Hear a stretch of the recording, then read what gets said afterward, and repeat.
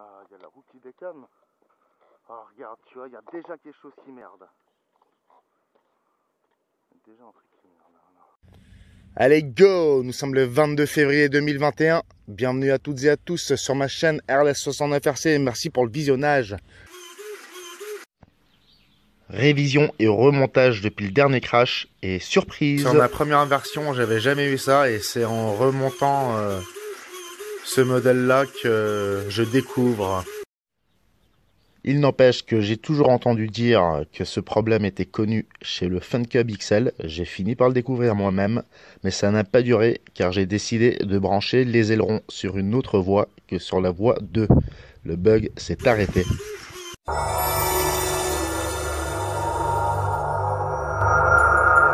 On continue la série des vols. Aujourd'hui, malheureusement, c'est un peu couvert, malgré qu'ils aient annoncé une semaine ensoleillée.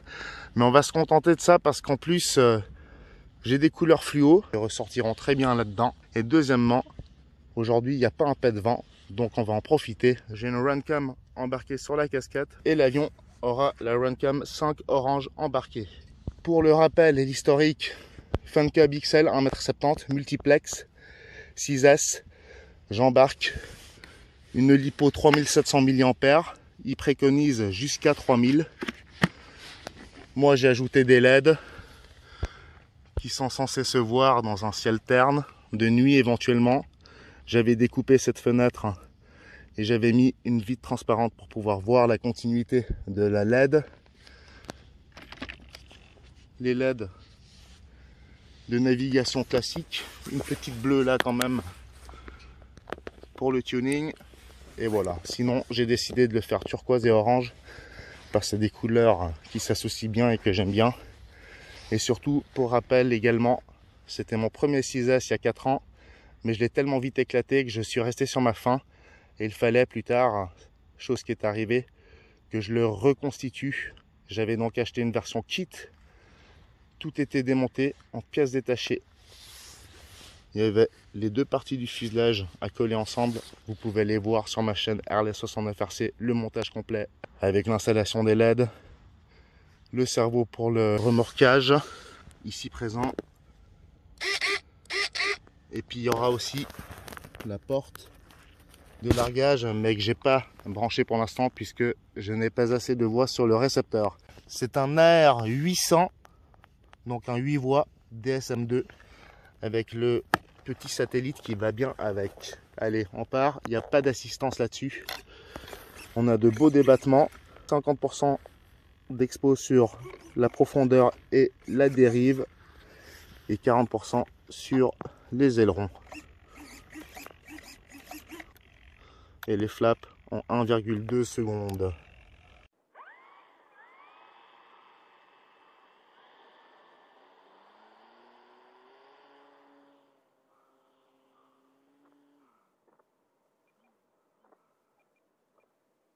Super. Bah pas de réception, rien.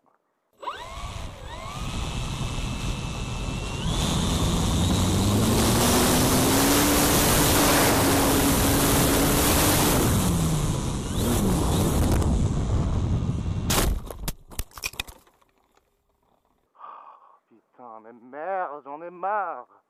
Aucun contrôle, rien. C'est ce récepteur de merde, je t'ai dit, il a un câble qui a déconné. Il y a un sale bruit là. Il a perdu la réception, j'en suis persuadé quoi. Il veut pas voler hein, cet avion. Tu vois, dès qu'il est parti là-bas, j'étais perdu.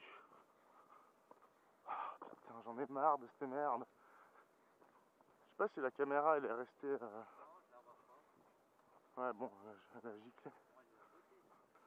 En tout cas, j'ai eu de la chance que je sois pas tombé sur le bitume. J'entends déjà le cerveau qui font un sale bruit. Et la caméra ici. Ah bah, il y a la dérive qui déconne.